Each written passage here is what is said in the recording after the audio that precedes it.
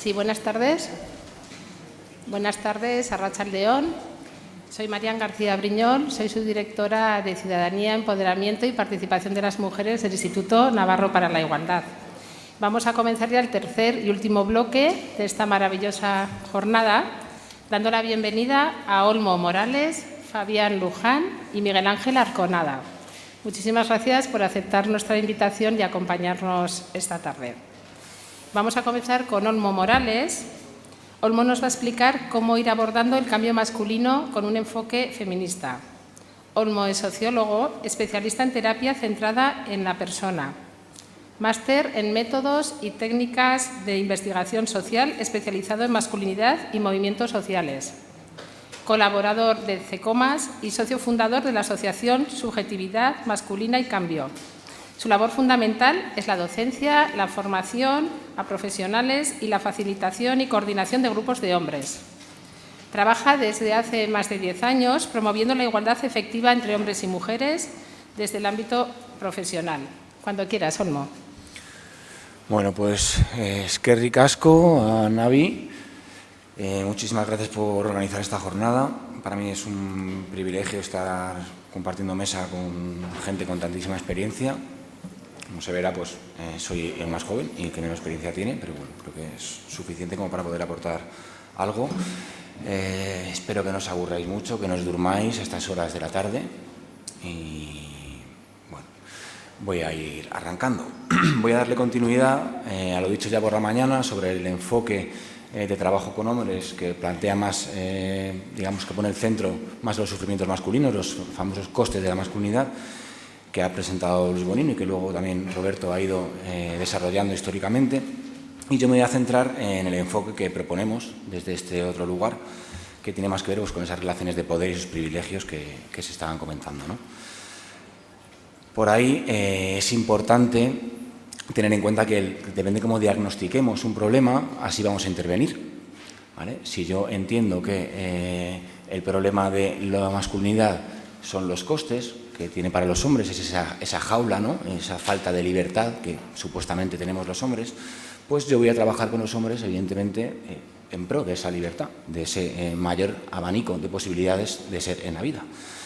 Si yo, por el contrario, me planteo que el género, y esto es algo que no nos hemos inventado nosotras y nosotros, esto es algo que las mujeres feministas y algunos hombres llevan desde el siglo XVII planteando, que el problema de la masculinidad es la desigualdad con las mujeres, pues el tipo de trabajo que vamos a llevar a cabo va a ser otro totalmente distinto. Por aquí hay algo que decía Rafael Sánchez Ferlosio, que tiene que ver con que plantea que el ser humano tiene una suerte o padece una suerte de conformismo narcisista, ¿vale? ¿Qué quiere decir esto? Pues que una vez que se inventó el martillo aparecieron clavos por todas partes, ¿vale? Esto es importante porque sabemos que no se puede cortar un papel con un martillo y no se puede clavar un clavo con unas tijeras, ¿vale? Por eso es tan importante conceptualizar de una manera, como decía Celia Moros, para poder intervenir en base a los objetivos que nos hemos propuesto conseguir. Bueno, por ahí también aparece cierta fantasía, ¿no? De repente se descubre o se redescubre, porque como ya comentaban los compañeros, es desde hace 30 años que se viene trabajando con hombres por la salud de los hombres, pero parece que de repente se entiende que ese modelo de trabajo es un modelo feminista y se empieza a financiar con dinero público destinado a prevenir la violencia contra las mujeres. Parece ser que esa forma de trabajo, puedo decir, se genera una fantasía de que vale para trabajar sobre el sufrimiento de los hombres, vale para prevenir las discriminaciones por orientación sexual y vale también para prevenir la violencia contra las mujeres. Bueno, pues esto, como os venía diciendo, es difícil, ¿verdad?, clavar un clavo con unas tijeras. Entonces, bueno, las cosas valen para una cosa y no valen para todo. Si lo que nos planteamos es revertir la desigualdad con las mujeres, prevenir esa violencia, pues vamos a tener que trabajar desde el enfoque de las relaciones de poder y los privilegios, ¿vale? Por tanto, esta idea del género como un sistema de dominación que beneficia a los hombres y que perjudica, somete, subordina a las mujeres, ¿vale? Desde ahí es desde donde partimos. Si trabajamos los modelos, los mandatos de la masculinidad, ¿no? Y pensamos la masculinidad como una fotografía, como una serie de estereotipos, ¿no? Nos viene a la mente esta idea del macho ibérico, ¿verdad? Rambo, ¿no? Antonio Zores. Bueno, pues vamos a trabajar para que los hombres nos salgamos de ese modelo, pensando que así, o generando la fantasía de que vamos a tener relaciones más justas con las mujeres. Sin embargo, si en vez de pensar la masculinidad como una foto, la pensamos como un vídeo, ¿vale? Vamos a ver esa evolución histórica. Vamos a ver cómo en diferentes partes del planeta la masculinidad adquiere formas y representaciones distintas, pero hay algo que comparten todas y es la posición social privilegiada frente a las mujeres, ¿vale? Y es de aquí desde donde partimos.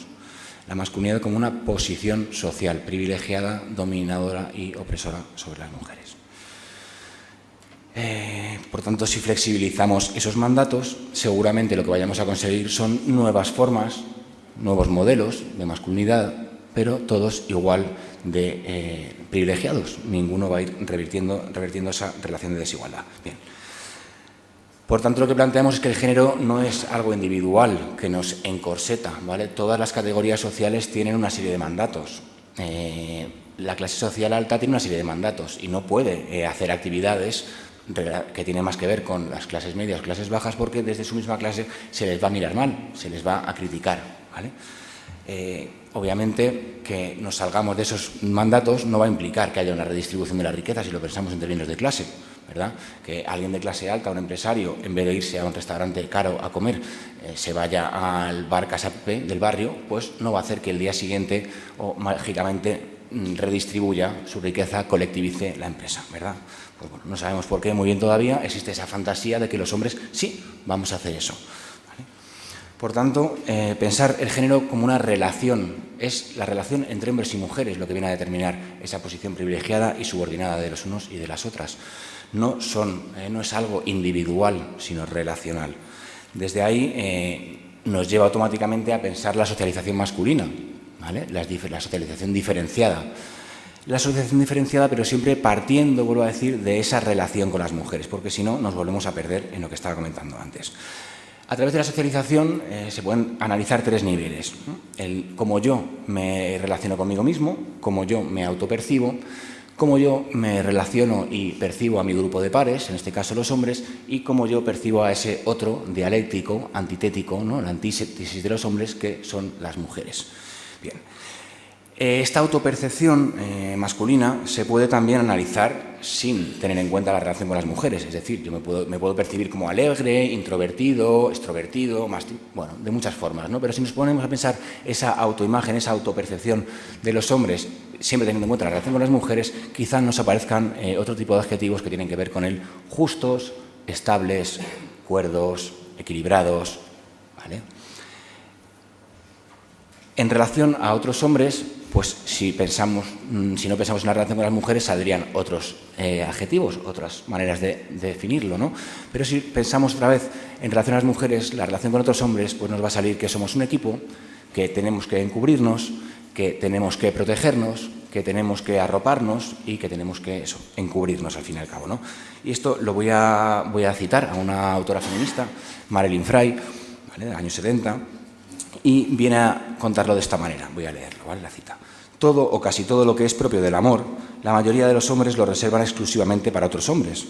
Las personas que ellos admiran, respetan, adoran y veneran, honran, quienes ellos imitan, idolatran y con quienes cultivan vínculos más profundos, a quienes están dispuestos a enseñar y con quienes están dispuestos a aprender, aquellos a cuyo respeto, admiración, reconocimiento, honra, reverencia y amor ellos desean, estos son, en todos los casos, hombres, otros hombres. Y continúa, la cultura masculina es homoafectiva, cultiva el amor entre hombres.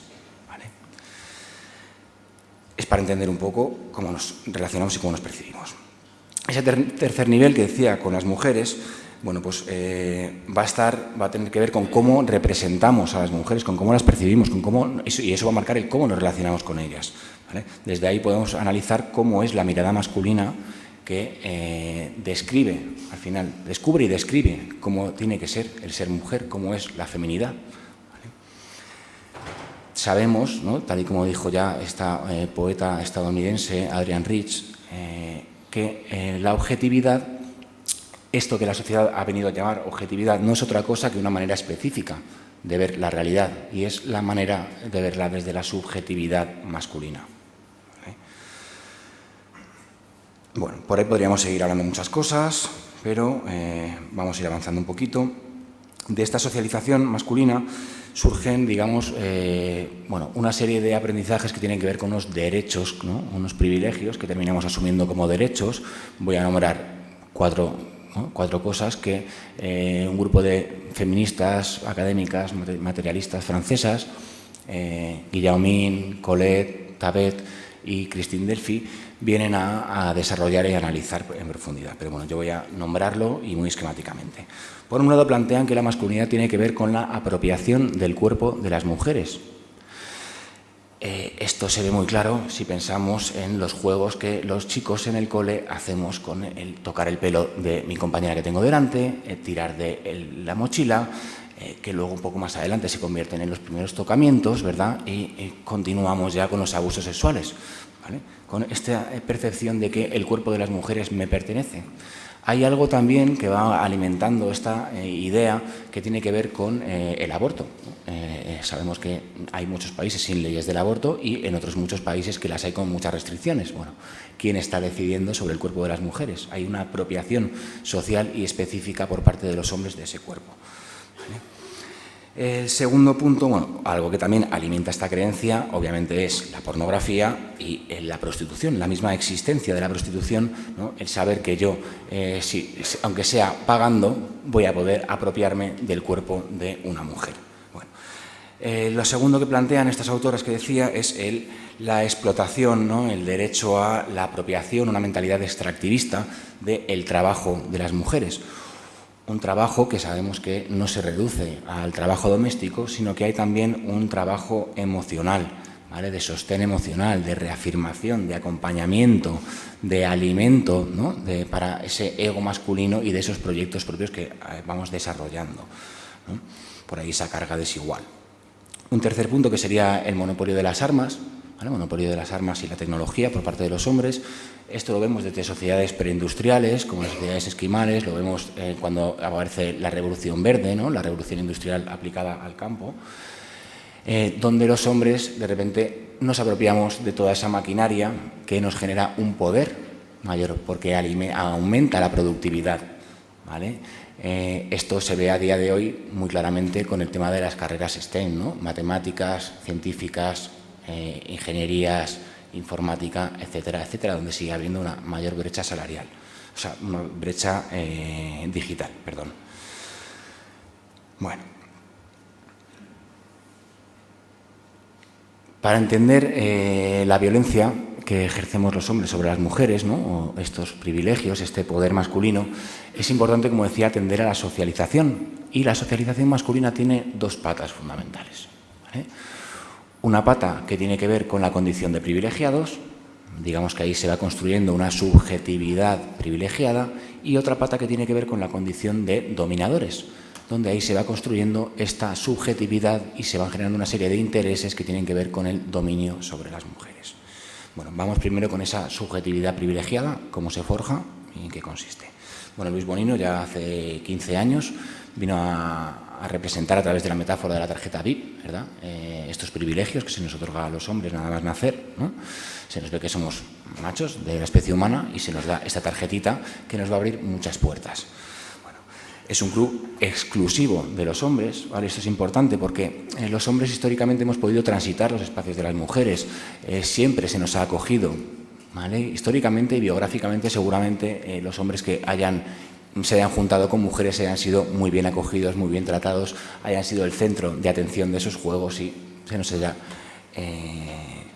atendido más y mejor, ¿no? Digamos que el niño nace, ¿no? Nacemos en un mundo que ya está donde ya está todo organizado. Somos insertados en una sociedad, en una estructura social en la que se nos coloca en un lugar ventajoso, vuelvo a decir, sobre las mujeres. A través de la socialización es como vamos a entender el mundo. Yo voy a conocer el mundo a través de un lenguaje y a través de una significación que yo le voy a dar. Y esa significación se la voy a dar a raíz de ese lugar existencial que decía Susana por la mañana. Es ese lugar que es distinto y desigual en hombres que en mujeres. Vivenciando esas experiencias privilegiadas, yo voy a desarrollar una serie de creencias, ¿vale? Y aquí entramos ya un poco en el meollo de la cuestión. No voy a ponerme a hablar de todo, voy a hacer un listado de privilegios masculinos, pero sí quiero abordar 3 bloques, digamos, que podemos enmarcar dentro de lo que en los grupos los hombres identifican con muchísima claridad como mayor libertad. Los hombres tenemos mayor libertad que las mujeres, ¿vale? Y esto es importante porque rompe, choca, desmonta de alguna manera esta idea de que los hombres tenemos que liberarnos de los corsés, ¿vale? Me pregunto yo si se viene a decir que los hombres nos oprime también el patriarcado, ¿no? Que a las mujeres les oprime el patriarcado, a los hombres también, y ahora se pone la coletilla de que a las mujeres menos. Yo me pregunto, bueno, ¿quién oprime a los hombres por razón de sexo? Bueno, ahí dejo la pregunta, ¿no? Retomo con el tema de la mayor libertad. Espacio, tiempos y actividades, ¿vale? Vamos con el espacio. Bueno, los hombres siempre hemos podido caminar sin miedo por la calle, ¿verdad? Transitar cualquier tipo de espacios o casi cualquier tipo de espacio sin miedo a que nos pase nada. Hemos además ocupado el espacio del recreo con total libertad, ocupando los espacios centrales y más grandes, los patios del colegio. Se nos ha permitido ir con la bici hasta más lejos, ¿verdad? Bueno, hay ahí algo que tiene que ver con la libertad de movimiento, ¿vale? Por contra, bueno, no hemos tenido miedo a que nos violen, abusen sexualmente, etcétera, etcétera, etcétera. Por otro lado, estaría el tiempo, ¿vale? Hemos disfrutado biográficamente de más tiempo libre que las mujeres. Esto se ve muy bien cuando nos acordamos, ¿verdad?, en casa cuánto se nos reclamaba a los chicos que ayudásemos en las tareas domésticas, a qué horas se nos dejaba volver a casa, ¿no?, frente a nuestras hermanas, amigas, compañeras, etcétera. Y por ahí, pues bueno, se entiende que el tiempo libre masculino y el espacio mental del que disponemos para nuestros proyectos propios es mayor que el de las mujeres. Es importante también señalar que todos estos privilegios son a costa de, no son privilegios que están exentos de la relación, son unos privilegios que disfrutamos a costa del tiempo, de la dedicación, de la energía de las mujeres. Y esto es importante tenerlo en cuenta, ¿vale? Donde hay privilegio, hay alguien que está pagando el pato de ese privilegio. La tercera sería en centrar un poco, que es dentro de esta mayor libertad, este mayor abanico de posibilidades que tenemos los hombres a la hora de diseñar nuestro itinerario vital. Los hombres podemos soñar muchísimas cosas. A las mujeres se les ha restringido con esa menor libertad las posibilidades de disfrutar del diseño de un itinerario vital amplio, ¿vale? Esto se puede ver pues en esta reafirmación, ¿no? Los hombres, hagamos lo que hagamos, se nos anima. Los hombres no somos padres y está bien. Las mujeres, los hombres somos padres y está bien. Los hombres nos dedicamos a una cosa y está bien, nos dedicamos a otra y está bien. Todo lo que hagamos siempre está bien, ¿verdad? Y por ahí pues hay una reafirmación de cualquier cosa que elijamos hacer, que se nos va a seguir reforzando y animando a hacerlo. Bueno, de estas vivencias, de esta experiencia privilegiada, surgen 4 aprendizajes básicos, ¿vale?, que son centrales a la hora de trabajar con hombres desde este enfoque. Uno tiene que ver con la superioridad moral, ¿vale? Los chicos hemos jugado mucho a los superhéroes. Los superhéroes, yo soy ese superhéroe, yo soy el que es justo, el que es bueno, que ha comentado antes también por la mañana, ¿no? Yo desde ahí es muy difícil hacer un trabajo de cuestionamiento propio, porque yo todo lo que hago es ético, los límites de lo ético los pongo con mí mismo a hacer. No me pregunto si lo que hago está bien o está mal, ¿vale? Hay otra creencia que tiene que ver con la superioridad intelectual sobre las mujeres, ¿no? Y esto, bueno, pues lo aprendemos fácilmente, se reconoce fácilmente con los libros de texto, este famoso argumento, ¿no?, de si en los libros de texto todas las figuras de saber, de conocimiento eran masculinas, pues de alguna manera yo voy a aprender que los hombres pues sabemos más. Tenemos el saber, el conocimiento, ¿no? Y de ahí que nos cueste tanto soltar la razón y reconocer que no tenemos razón y la tienen la mujer con la que estemos hablando. Hay una tercera cosa que tiene que ver con esta importancia de sí. Esto se ve muy claramente cuando pensamos en que no escuchamos de la misma forma los problemas de las mujeres que las mujeres escucháis los nuestros, ¿vale? Se ve muy claramente cuando yo no pregunto todo el rato, ¿no? O continuamente a mi pareja o a las mujeres de mi vida, mis amigas, mis compañeras de trabajo, cómo están con esto que van a vivir o cómo están con esto que han vivido, ¿no? O les mando un mensaje de ánimo y que no se pongan nerviosas. Bueno, todo esto tiene que ver con que consideramos que lo nuestro tiene más valor, es más importante, ¿vale? Hay una cuarta que tiene que ver con la autorreferencialidad, ¿vale? Esto se ve muy claramente con el ejemplo que os voy a contar. En el 2019 participé en una investigación con la Federación que llevaba a cabo la Federación de Mujeres Jóvenes sobre violencia sexual en ocio nocturno. Una de las preguntas que les hacíamos a los chicos era si habían sentido alguna vez presión por tener sexo, si se habían sentido presionados para tener sexo. Bueno, pues por un lado hubo risas, ¿vale? Banalización. Y a continuación lo que hubo fue ya nos hubiera gustado.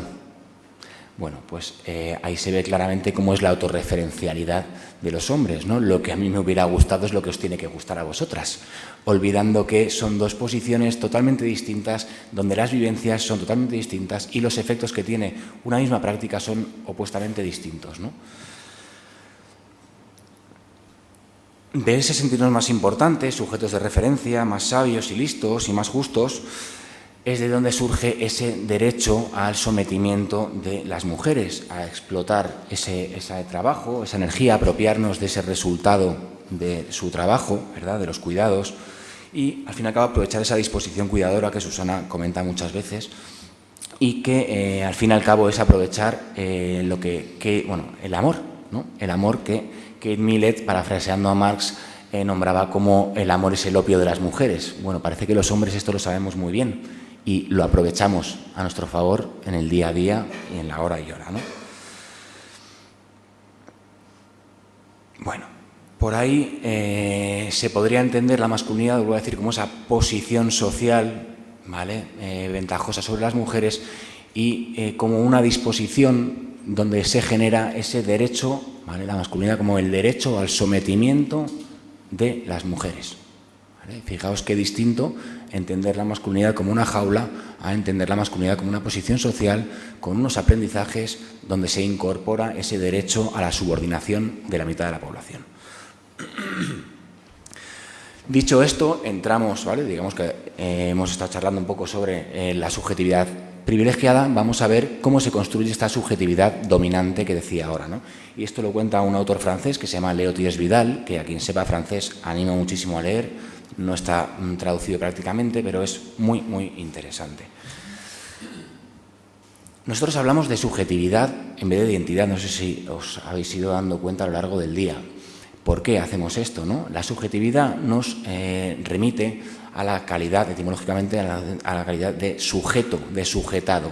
Sujetado a una cultura, a unos valores, ¿vale?, que tienen que ver con todo esto que estamos comentando. Si nos centramos en hablar con lo que yo me identifico, pues yo me identifico feminista, como yo voy a ser machista, ¿vale?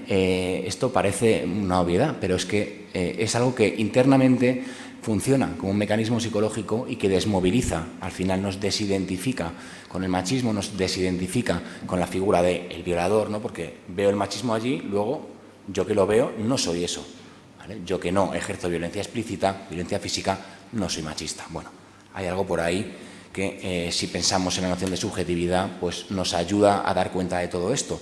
Hay algo también de lo que nos contamos para justificar lo que hacemos, ¿vale? Si yo atiendo más con lo que yo me identifico, no voy a hacer este ejercicio de cuestionamiento profundo de qué es lo que yo me estoy contando para justificar lo que hago, ¿vale?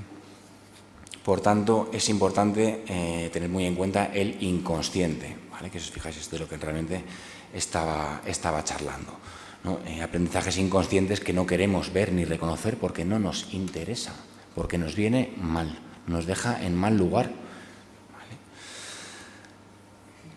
Bueno, este autor, como decía, viene a plantear que explica como el desde dónde y con qué, cómo y por qué. Desde dónde y con qué lo acabo un poco de contar, tiene que ver con esta subjetividad privilegiada, ¿no?, que ya contó en su momento Luis. con esos mayores recursos que he comentado, con esa mayor libertad en todos los ámbitos, con ese refuerzo permanente de la sociedad y de las personas, las mujeres de mi vida, ¿no?, que me van a reforzar en lo que yo quiero hacer, digamos que contamos con una mayor agencia, al fin y al cabo, ¿vale? De ahí partimos. Más recursos, más agencia. Simbólicos, emocionales, capital social, etcétera, etcétera, etcétera. Y dice, ¿cómo aprendemos a reproducir esto? Él además habla, es muy interesante porque habla de que de pequeños tenemos una conciencia de dominación. Es decir, yo de repente me sorprendo cuando me tratan distinto y mejor que a mi hermana o que a mis amigas, sin tener, digamos, una conciencia, ¿vale? O sea, nos ponemos en los 3, 4 años, ¿no? Y de repente ahí hay como un, ¿qué es lo que está pasando aquí? Pero oye, pues la verdad es que esto me gusta, pues no se está tan mal aquí, ¿vale? Bueno, esto se entiende muy bien si pensamos en que no nos relacionamos igual con nuestras compañeras y compañeros del cole que con la gente adulta. Y de mayores, pues no nos relacionamos igual con nuestras compañeras y compañeros de trabajo que con nuestra jefa y nuestro jefe. Ahí se entiende, ¿no? Es fácil desvirtuar yo me relaciono con personas, con todo el mundo igual, ¿no? Tan recurrente que tantas veces hemos escuchado. Esto es todavía más importante, porque es fundacional del sujeto, ¿vale? Lo primero que aprendemos cuando nacemos es que mi madre es una cosa, yo soy otra, ¿vale? Y lo segundo y fundamental es que o soy niño o soy niña. Por eso hay quienes pensamos que la condición sexual tiene mucho mayor calado, es mucho más importante que otras condiciones como la de la raza, porque no en todas las comunidades a lo largo de la historia había diferentes razas, sí había diferentes sexos, no en todas las comunidades ni en todas las sociedades existían clases sociales, es algo que se entiende posteriormente, por eso decimos que esto es existencial, volviendo otra vez a utilizar las palabras de Susana. Bueno, pues aprendemos esto y por ahí se estaría explicando el cómo aprendemos esto, ¿no? Y ahora se pregunta, ¿y por qué reproducimos? Bueno, pues reproducimos sencillamente porque existe una doble satisfacción, existen unos beneficios, ¿vale? Unos beneficios simbólicos o narcisistas, que ahí compartimos con las mujeres, que tiene que ver con esta palmadita en la espalda cuando nos comportamos o actuamos como se espera que lo hagamos, ¿vale? Pero nosotros además tenemos un plus que tiene que ver con unos beneficios materiales, con ese mayor tiempo para sí, con ese mayor reconocimiento, con esa mayor escucha, con ese mayor permiso para hacer cosas, etcétera, etcétera, etcétera.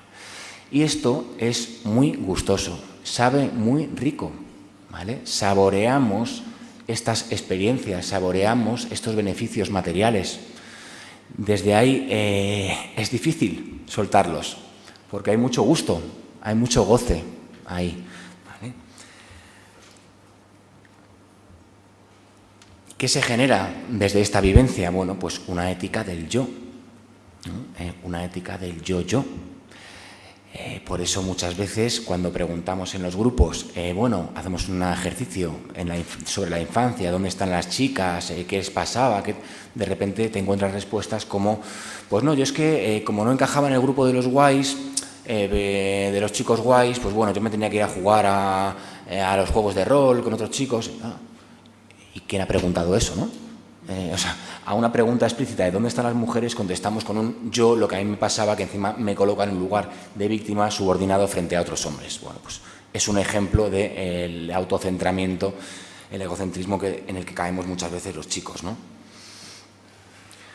Obviamente, el trabajo sobre los costes alimenta este autocentramiento,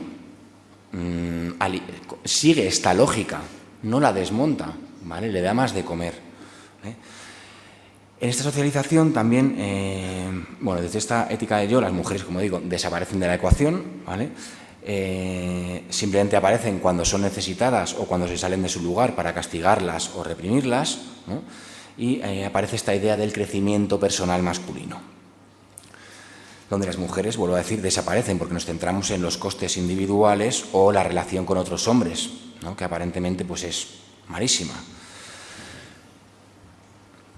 En esta socialización aprendemos una serie de destrezas, habilidades, generamos una serie de intereses en la vida, ¿vale? Unos intereses que como he comentado antes, la masculinidad era algo, ¿verdad? ¿Qué intereses se pueden generar desde ahí? Bueno, no sé si conocéis el concepto de expertise en inglés. Se ha traducido como experticia al castellano y fue Leo Tires-Vidal quien lo aplicó a este mundo de las desigualdades, de la desigualdad de género. Es un concepto acuñado por la psicología cognitiva en donde lo que se plantea o se define a definir como el saber práctico incorporado que hace al experto. ¿Vale? Esto suena un poco abstracto, igual no se entiende muy bien, así que voy a poner un ejemplo que creo que lo clarifica. Nosotros teníamos una huerta colectiva cerca de Madrid, ¿vale? Y cuando fuimos a cosechar los melones nos dimos cuenta que el melón no es como el tomate, que tú ves que empieza a pintarse y dices, pues ahora lo cojo. El melón no se sabe, ¿vale? Tan fácilmente. Y entonces le preguntamos a un paisano, a un vecino que tenía la huerta al lado, oye, Francisco, perdona, ¿cómo sabes cuándo están los melones para cosechar? Y Francisco, ¿no?, nos empezó a decir, pues a ese le quedan 3 días, ese está ya. A ese 10 o 12, ese también está. Y nosotros, ya, pero ¿cómo lo sabes? Y dice, joder, pues no lo veis, pues es que se ve. Bueno, pues eso es la experticia, ¿vale? Es ese saber incorporado que a veces no le ponemos nombre, no sabemos explicar, pero que hace al experto. Y si hemos dicho que la masculinidad se define como una posición social desde la que se genera la disposición al derecho de subordinación de las mujeres, ¿en qué seremos expertos los hombres? Pues efectivamente en la dominación de las mujeres, en sacar partido de esta desigualdad estructural que no nos beneficia. ¿Vale? Bueno, no sé cómo voy, la verdad. Ay, no le he dado al play, me había puesto... ¿Tiempo que me queda más o menos? 5. Muchas gracias. Muy bien, entonces. Me había puesto el cronómetro y no le daba... Madre mía. Bueno, voy a comentar algunas claves, algunas cosas importantes que consideramos para trabajar acerca del cambio de los hombres, ¿no? Fabián luego pues va a ahondar mucho más, os va a contar qué es lo que se encuentra en los talleres, en los procesos de cambio, ¿no? Va a sumergirse mucho más. Yo voy a dar unas pequeñas pinceladas de lo que consideramos que es imprescindible tener en cuenta a la hora de trabajar con hombres. Lo primero es que hay que poner el foco en las prácticas relacionales, no en los cambios estéticos, no en los cambios simbólicos, porque los cambios simbólicos son recuperables, nos vamos adaptando a esos cambios, perpetuando esa posición privilegiada. Por tanto, ¿qué estamos haciendo? ¿Qué he dejado de hacer y qué he empezado yo a hacer desde que me he dado cuenta de esto del patriarcado? ¿Vale? Porque si yo de repente digo, yo soy feminista porque estoy por la igualdad, pero parece que llevo haciendo lo mismo toda la vida, pues igual nos hemos socializado en una sociedad machista, pues igual, perdón amigo, pero tienes cosas que cambiar, ¿vale?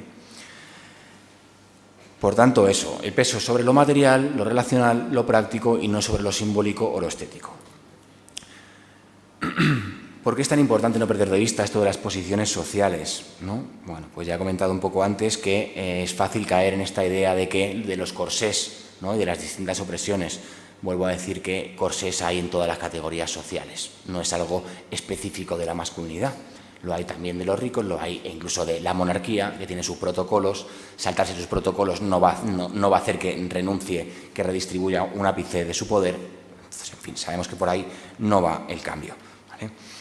El cambio no va tampoco por pensar los malestares masculinos, ¿vale? Va por trabajar los malestares de las mujeres, ¿no? Los molestares a las mujeres desde los hombres. Por ahí es fácil caer muchas veces en la reproducción con esto de las cajas, de las jaulas, a una lógica que responde a la simetría estructural. Se genera una ilusión, ¿no?, parte de un lugar que es equivocado, que es que hombres y mujeres nos pasan cosas aquí, ¿verdad? Y bueno, son mundos distintos y no, olvidamos la desigualdad. Hay, por tanto, que trabajar desde la asimetría estructural.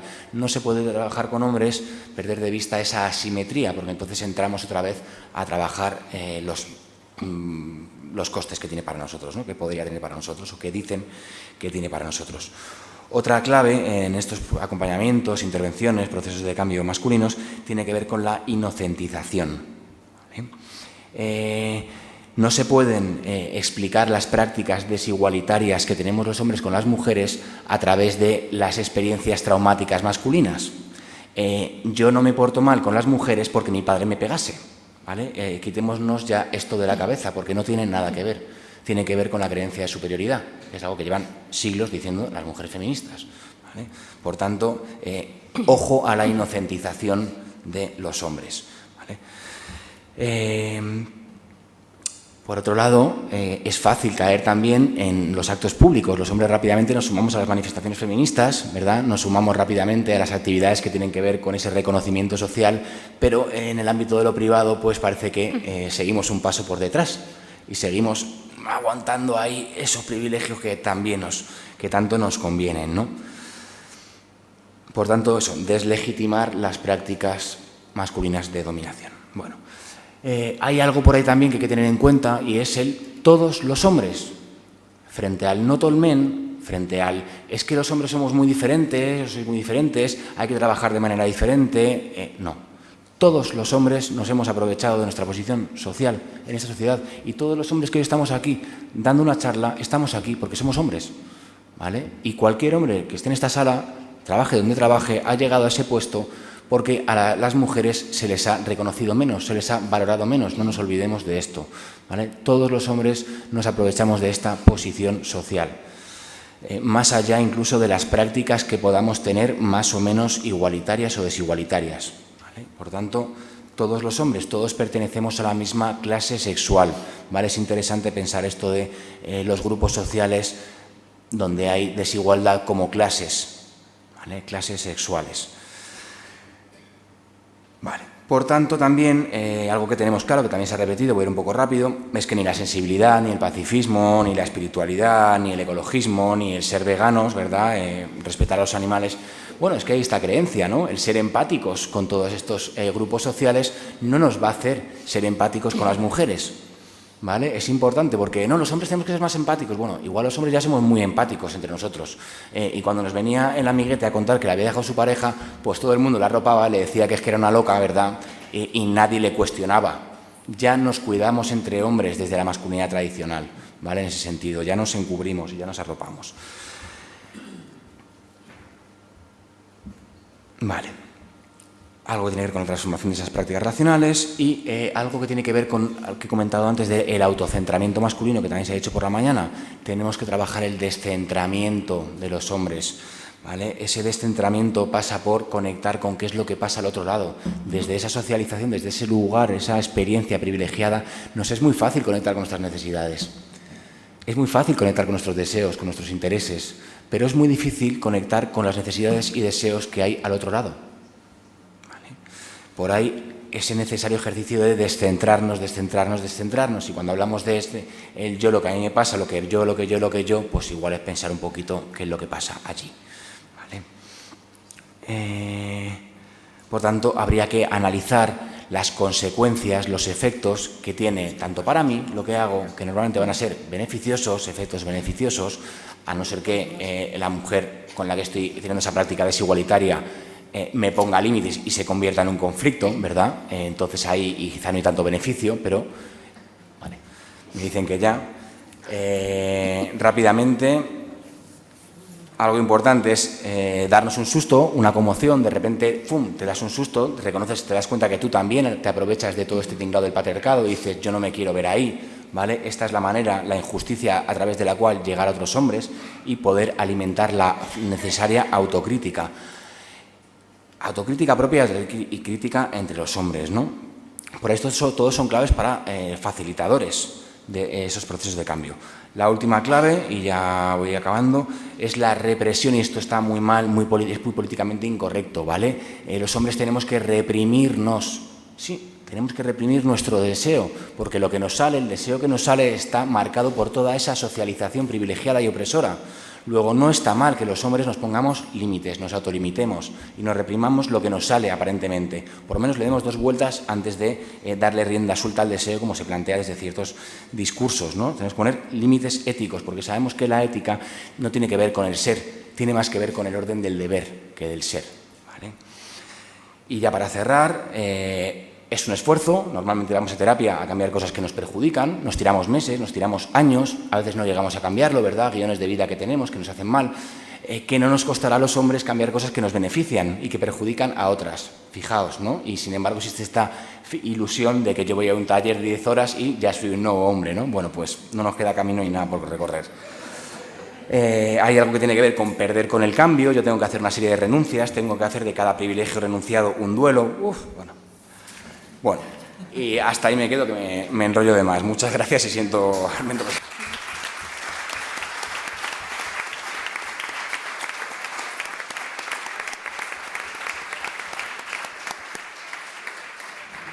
A ver, yo sí pensaba que, pues un poco lo que estamos comentando, ¿no? Pues desde esto del daño, pues es conectar con la injusticia. Entonces, pues es conectar con la injusticia que viven las mujeres de sus vidas, a las que supuestamente quieren. Empezar por ahí para luego decir, bueno, es que no es justo que ninguna mujer tenga que sufrir todas estas cosas, ¿no? Entonces, bueno, por ahí igual algo que apele a, ¿te parece justo que pase esto? ¿A quien consideras teóricamente importante y a quien supuestamente quieres? Bueno, pues, ¿qué podemos hacer para evitar todo esto, no? Gobierno de Navarra. Nafarroako Gobernua.